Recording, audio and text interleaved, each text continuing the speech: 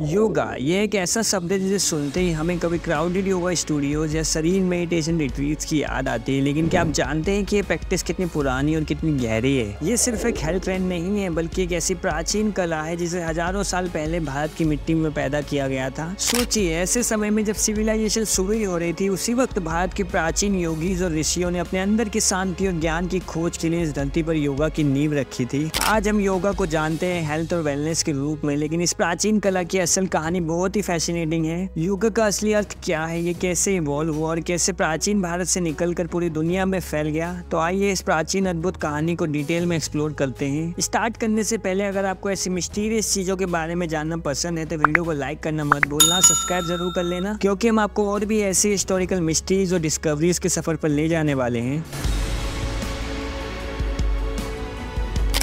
योगा का सफर प्राचीन भारत में लगभग 5000 से 10,000 साल पहले शुरू हुआ था और इसका सबसे पहला जिक्र हमें ऋग्वेदा में देखने को मिलता है। ऋग्वेदा भारत का सबसे प्राचीन और पवित्र ग्रंथ है जिसमें प्राचीन ऋषियों के मंत्र और स्तुतियों में आत्मा और मन की शांति का जिक्र है। ऋग्वेदा के कुछ स्पेसिफिक वर्स योगा के प्रारंभिक कॉन्सेप्ट्स का एक वेग हिंट देते हैं जो तब के योगीज और ऋषियों द्वारा अपने आत्मा के साथ एक गहरा कनेक्शन स्टैब्लिश करने के लिए किया जाता था। इस फेज में योगा सिर्फ फिजिकल एक्सरसाइज या आसनास तक सीमित नहीं था बल्कि एक डीप स्पिरिचुअल प्रैक्टिस थी जिसमें एक व्यक्ति अपने आप को अपने परमात्मा से मिलन की खोज करता था। ये वही समय था जब प्राचीन भारत में ध्यान और आत्मा के साथ एक सूरत स्टैब्लिश करने के लिए लोगों ने योगा को अपनाया। ये एक स्पिरिचुअल अवेकनिंग की शुरुआत थी और ऐसे कुछ प्रमाण है जो दिखाते हैं कि प्राचीन भारत के लोगों में योगा के थ्रू हायर कॉन्शियसनेस की अंडरस्टैंडिंग थी। योगा का अगला कदम उपनिषद में आता है जो वैदिक एज के एंड में लिखे गए टेक्स्ट हैं। ये टेक्स्ट स्पिरिचुअलिटी और फिलोसफी का एक डीप पोर्शन है जहाँ योगा की कुछ टेक्निक्स और थ्योरीज का और डिटेल जिक्र मिलता है।